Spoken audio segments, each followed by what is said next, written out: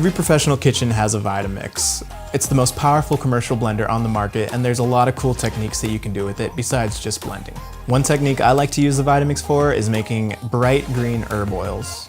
I took wild fennel fronds and quickly blanched them in boiling water for about 10 seconds, iced them down, and then squeezed all the water out of them. I added it to the VitaMix along with some neutral oil and blended on high speed for about 2 full minutes. And what this does is it creates heat using friction of the blades in the VitaMix and really brings out the bright green and natural oils of the plant matter. After that, I strained all the solids through a coffee filter for about an hour till it's just a bright green oil.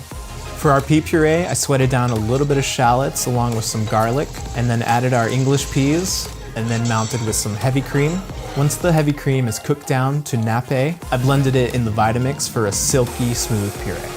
One thing about the VitaMix is that it's such a high-powered blender, you won't even need to pass your purees through a tammy or a chinois. They're smooth and silky coming out of the blender top, so they're ready to use right away. We'll use all these techniques to make one dish.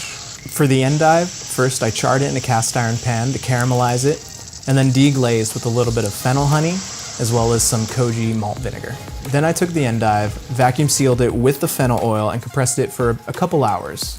This will infuse it with a lot of flavor, as well as give it a softer texture.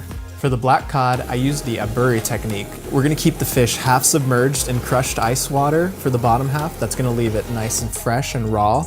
And then we're gonna have the top half exposed. With the torch, we'll go on and off the fish lightly just until the fat that's right underneath the skin begins to sizzle, barely cooking the fish. I plated the black cod with charred endive, piped a little bit of pea puree, some fresh snap peas, and then finished with foraged melon that has been preserved in elderflower syrup.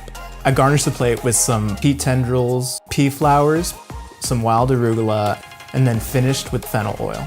The whole dish is tied together with clam bubbles, which is going to give it a nice texture as well as a very savory and aromatic sauce. The VitaMix is a very versatile tool. I think every commercial kitchen should have one, but these are 3 techniques that I like to use the VitaMix for and that I find very easy to use.